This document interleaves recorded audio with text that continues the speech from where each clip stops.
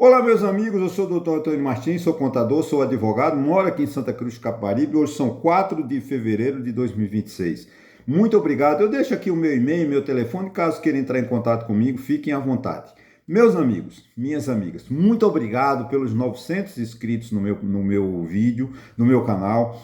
A meta continua até junho, até 30 de junho, nós ultrapassaremos os 1.000 inscritos, se Deus quiser. Eu conto sempre com sua colaboração. Peça para um amigo, para o cunhado, para todo mundo para se inscrever no meu canal para que meu canal possa crescer. Bom, gente, é o seguinte.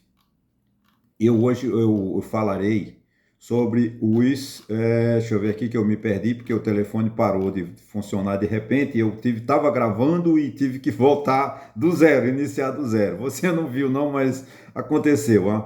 Hoje o título é assim: Democracia em risco. Quem ainda defende a Constituição? Eu acho difícil, né? Obrigado às 31 visualizações do meu último vídeo, muito feliz por isso, né? Hugo Mota e as emendas parlamentares. Vamos lá, esse é o minha primeira observação. O presidente da Câmara afirmou no dia 1º, né, dia 2, quando iniciou-se a última sessão legislativa dessa legislatura 23-26, a pior de nossa história, é bom repetir. Ele diz assim: abro aspas para o presidente da Câmara dos Deputados, Hugo Mota, cabe a esse plenário soberano e independente fazer valer a prerrogativa constitucional do Congresso e destinar as emendas parlamentares. Fecho aspas, né? Agora é a minha opinião. Não discordamos dessa afirmação, né? As emendas parlamentares precisam cumprir a lei, né? O dinheiro do povo não pode servir para que parlamentares pratiquem crimes como tem ocorrido nos últimos anos, nos últimos tempos. Para comprovar o que afirmo, basta assistir à disputa travada entre o ministro do STF, Flávio Dino, quando tenta impor regras mínimas para cumprir a Constituição. Tá, gente, isso está no artigo 37 da Constituição. Publicidade, impessoalidade, tudo lá, os princípios da administração pública. Os deputados não cumprem. Eles enchem as prefeituras de dinheiro, mas não determinam. Então o prefeito gasta como quer, não atinge não beneficia o povo. O prefeito fica com dinheiro, mas o povo fica com fome e sem médico e sem defesa, né? Em defesa da democracia.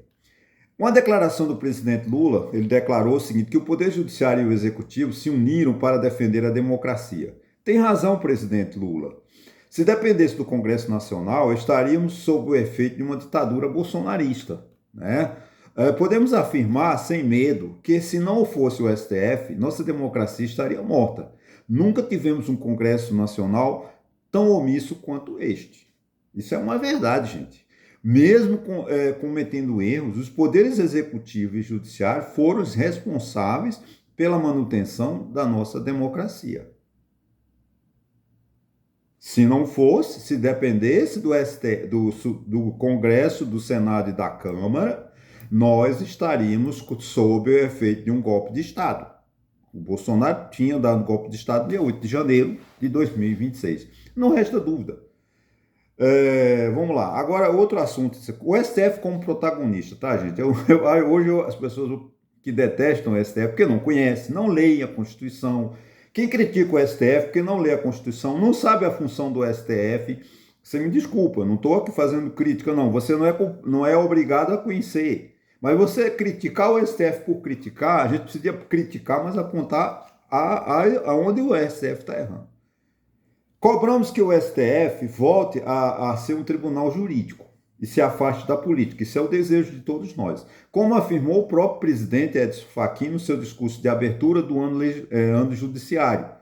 Disse ele, né, devemos ter um tribunal cioso, um tribunal responsável e dentro dos seus limites, respeitando os seus limites. O problema é que para que o STF seja apenas um tribunal, é preciso que o Poder Legislativo cumpra o seu papel. Quando o Poder de legislar não legisla, que é o caso nosso, empurra o Judiciário para uma expansão indevida. Foi o que aconteceu nos últimos anos. A incompetência, a omissão da Câmara e do Senado levaram o STF a agir, a tomar um protagonismo. Não deixa dúvida, é preciso dizer, gente, que o STF não há, com clareza, afirmar com clareza, o STF só age quando provocado. Ele cumpre o papel constitucional, está lá no artigo 102 da Constituição. Né?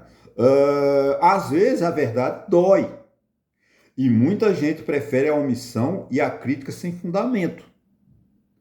Portanto, eu quando critico o STF, critico com fundamento. Esta mesma forma como eu estou fundamentando essa questão do protagonismo, do destaque do STF, claro que os ministros estão envolvidos, né? Essa questão do Banco Master, todo o poder político está envolvido no Banco Master. Vamos deixar claro, né, que não é só o STF, não, tá? Mas é em consequência da omissão do Congresso Nacional. Congresso Nacional que não legisla, que não cria lei, e não cumpre a Constituição, como é o caso das emendas parlamentares. É por isso que se torna uma perseguição ao ministro Flávio Dino para que ele não persiga os parlamentares que querem encher as prefeituras de dinheiro para facilitar a sua reeleição. Isso não é justo. Porque o deputado garante a sua reeleição com emenda parlamentar, o dinheiro do povo, e não deixa surgir uma nova liderança, não vem um novo deputado.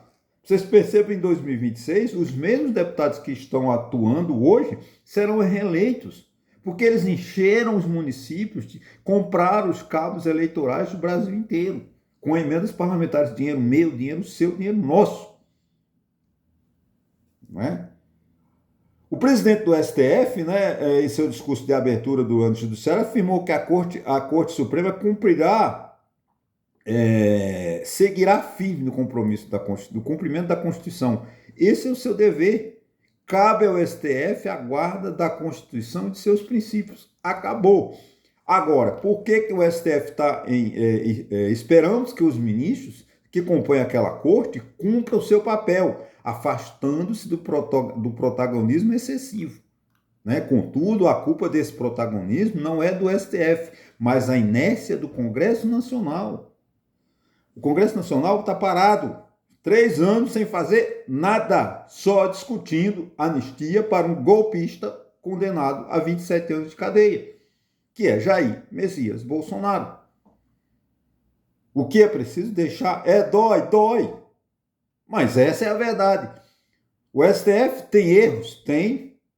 Agora, é preciso que ele, para deixar de ser o protagonista, de chamar a atenção, é um Congresso competente, um Congresso com pensadores. Gente, o Congresso Nacional tem excelentes estudiosos, tem fantásticos estudos, a Câmara e o Senado tem um corpo técnico da mais alta competência, grandes juristas, grandes advogados, que podem auxiliar muito bem os parlamentares, mas eles não querem isso, porque eles não estão defendendo o Brasil, eles estão defendendo apenas eles. Essa é uma grande verdade.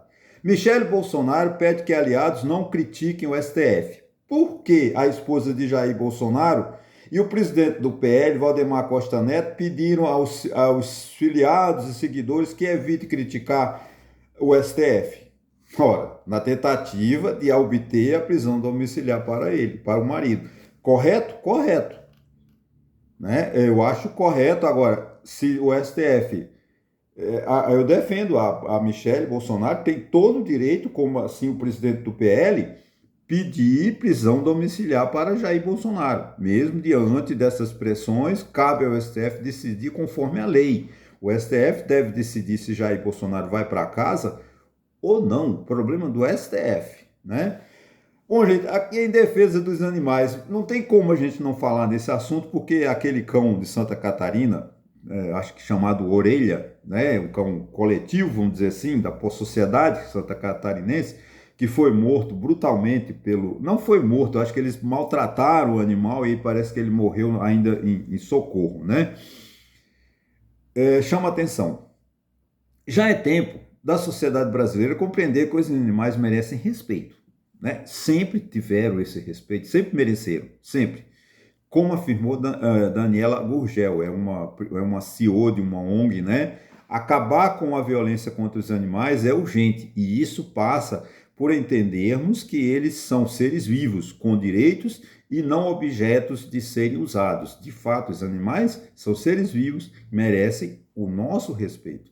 Então, é preciso que a sociedade se conscientize. Gente, se você não pode criar um cachorro, não crie. Agora, você pega um cachorro, ele dá despesa, um gato dá despesa, depois você não quer gastar e joga na rua, abandona. Não crie. Não vá eu me lembro que tinha uns supermercados em Brasília que resolveram levar pintinhos novos para os supermercados. Ficava pipiu, pipiu, pipiu no supermercado e as crianças corriam e as mães doidas ganhavam um pintinho daquele para a criança. Ela criava o pinto, uma semana depois ele virava um galo. Ela não ia ter um galo no apartamento. Então tinha que se desfazer. Não é preciso que claro, eu estou vendo um tempo passado, mas a gente tem que trazer isso para o futuro.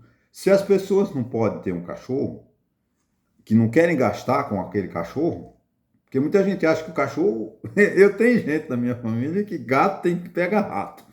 Você não pode ter bem... Não é. O gato não tem que só... Claro que ele tem que pegar rato, é bom. Mas o gato tem os seus direitos, a gente tem que ter carinho por ele, a gente tem que amar aquele gato, aquele animalzinho, que ele é um animal que a gente cria com carinho. A gente acaba se afetando, né? Levando afeto para os animais. Como a gente leva afeto para a natureza. Como agora eu vou falar de uma situação que eu tenho um afeto por ele, né? Em defesa do Jockey Club do Rio de Janeiro e de São Paulo. Não faço apologia às apostas em corridas de cavalos. Nunca. Para ser sincero, uma vez eu apostei no cavalo, ele disparou, correu sozinho. Eu peguei o dinheiro de volta. Então, a outra vez eu apostei num cavalo, que eu tinha um grande amigo, que a gente ia sempre ao Jockey Club, né, todo domingo no Rio de Janeiro, e ele no caminho caiu, na corrida caiu. Aí eu peguei o meu dinheiro de volta. Então, eu posso afirmar que eu não perdi dinheiro no Jockey Club. Pagava, acho que era, sei lá, R$ 5 o ingresso lá na arquibancada para os pobres, né? Eu não defendo, como falei, eu não defendo a apologia às apostas. Eu acho que defendo sim uma tradição brasileira, o Prado. Faz parte da cultura brasileira, gostemos ou não. Na década de 30, né, o maior evento social do Rio de Janeiro e de São Paulo era o Grande Prêmio, promovido pelo Jockey Club. Né? Em uma ocasião, para se mostrar, a moda era ditada a partir desses eventos.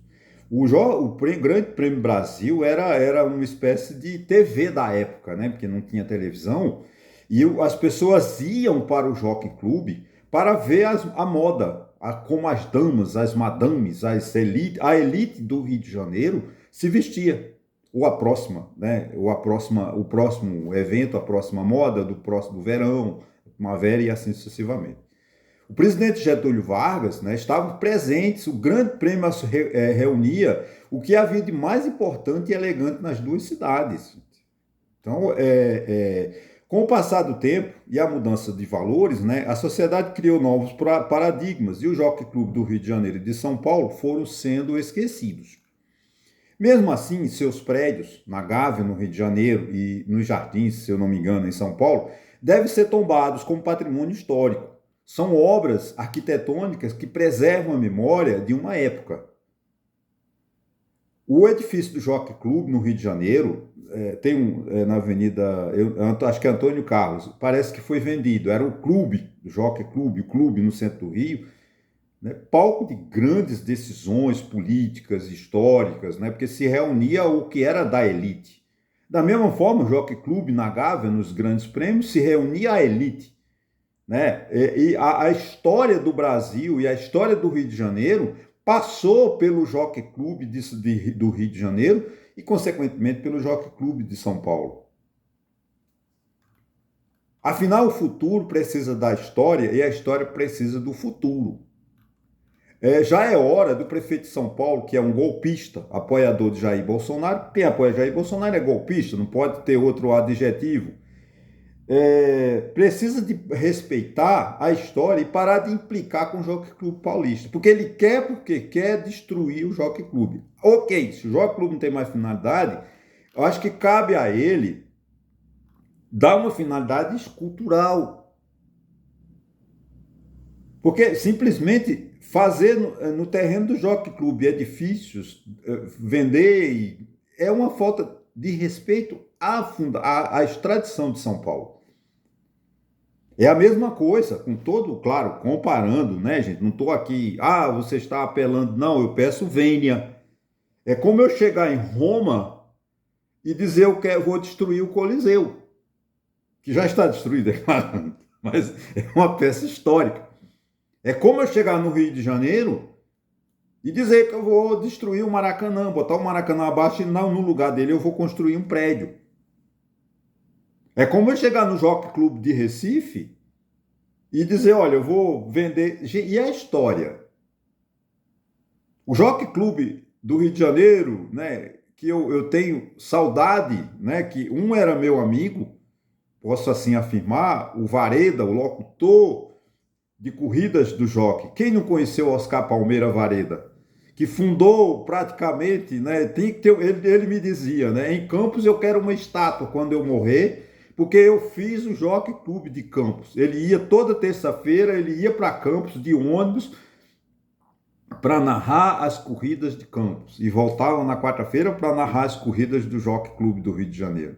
E Hernandes Pires Ferreira, grande Hernandes, que saudade, só Hernandes Pires Ferreira. Que eu não vou falar de outros locutores anteriores ao Jockey Club, porque o Vareda me falava, era não sei o que lá, Vasconcelos. Já vale a história. Oscar Palmeira Vareda e Hernandes Pires Ferreira são ícones da locução esportiva do Rio de Janeiro. São amados, com todo respeito, Oscar Palmeira Vareda é pernambucano, de Recife, se eu não me engano. Então é necessário que a gente preserve a cultura. É a mesma coisa que a gente chegar agora e tirar as pirâmides do Egito. É melhor agora eu chegar lá e arrancar os vestígios da Mesopotâmia. Lá que é aquela cidade fantástica que nasceu, né, entre dois rios, Eufrates e Tigre. A história, gente, precisa de ser preservada. Um prédio, a pessoa, como eu falei de Hernandes Pires Ferreira, de Oscar Palmeira Vareda, são histórias que ficaram. E essa preservação tem que dar uma destinação que não... O Rio de Janeiro ainda tem corrida de cavalo. Acho que parece que São Paulo não tem. Nós temos essa influência muito forte no Rio Grande do Sul. Nós temos influência na Argentina, grandes cavalos. Você pode não concordar com corrida de cavalo. Ok, mas faz parte de uma tradição. Tem esportes que realmente, por exemplo, a questão da vinha de galo, essa tem que acabar, que é violenta, ela destrói. Pode alegar, porque o cavalo, quando sofre um acidente, que tem fratura exposta, tem que ser sacrificado. Ok, eu não estou aqui defendendo que mantenha a corrida do cavalo. Eu não sou contra, nem a favor. Agora, a história do Jockey Club de São Paulo e do Rio de Janeiro não pode ser esquecida. Não pode ser um prefeito irresponsável, sem memória, só está pensando na comissão que ele vai ganhar quando ele privatizar, quando ele vender aquele terreno lá. Só nisso, mas é a história de São Paulo. É a história do Rio, claro que no Rio de Janeiro ainda não, parece que o prefeito Eduardo Paes quer ajudar a levantar o Jockey Club. O prefeito Eduardo Paes é um prefeito que a gente merece elogio, ele tem uma espécie, ele tem vamos dizer assim, uma cara, né, de Zé Pilintra, com todo respeito ao meu amigo Zé Pilintra. Né? Aquele chapéu branco, né? de Eduardo Paes, tudo bem. É o malandro que preserva o Rio. Aliás, vamos tirar essa mania que Zé Pilintra não é malandro, né? Inventaram essa ideia, né? Moreira da Silva, outro ícone da música popular brasileira, andava só de chapéu branco, o terno branco, o sapato branco. Era chamado do tempo dos malandros, mas no tempo que os malandros eram bons. Não os malandros políticos de Brasília. Esses não, esses a gente abomina. Então eu quero aqui, nesses minutos finais, fazer uma defesa da história. Da história do Jockey Club do Rio de Janeiro. Tem um livro de Jô Soares, O Homem que Matou Getúlio, né? Que é fantástico a narrativa do suposto vamos dizer assim, atirador em Getúlio, com o qual ele estava, né? Eu vou deixar o livro, chama-se O Homem que Matou Getúlio, do saudoso Jô Soares. Vale a pena você ler. Só essa narrativa de Jô Soares sobre o Jockey Club no dia que Getúlio Vargas foi ao Grande Prêmio e um adversário queria matá-lo. Porque ele ia, a autoridade máxima do país ia para o Jockey Club assistir aquele grande evento, o evento cultural do Rio de Janeiro, consequentemente de São Paulo, provavelmente de Porto Alegre e assim sucessivamente. Então, gente, eu não estou defendendo apostas, tá? Até porque a juventude hoje uma outra cultura, né? Vou encerrando aqui, ocupar mais um minuto. A cultura da pessoa da minha idade era jogar no bicho, né? No Rio de Janeiro, né? Do 1 ao 25, não sei quanto é.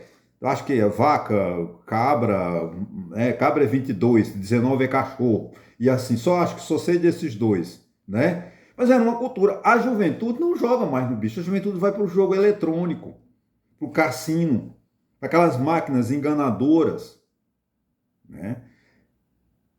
Você vai querer que preserve as máquinas? Gente, faz parte da história. Boa ou má, a história tem que ser preservada.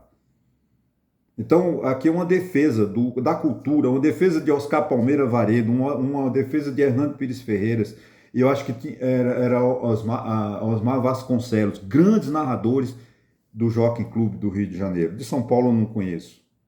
Tá? Então fica aqui a minha homenagem a essas duas pessoas que eu tenho muito carinho. Fica a minha defesa em prol do Jockey Club, a arquitetura e a história para o Rio de Janeiro e para São Paulo. Que esse prefeito de São Paulo crie vergonha e dê uma destinação cultural e histórica ao Jockey Club de São Paulo e não transforme em grandes imóveis para vender, que ele deve ganhar comissão. A função do prefeito não é ganhar comissão. A função do prefeito é manter a história. Muito obrigado a vocês e até a próxima.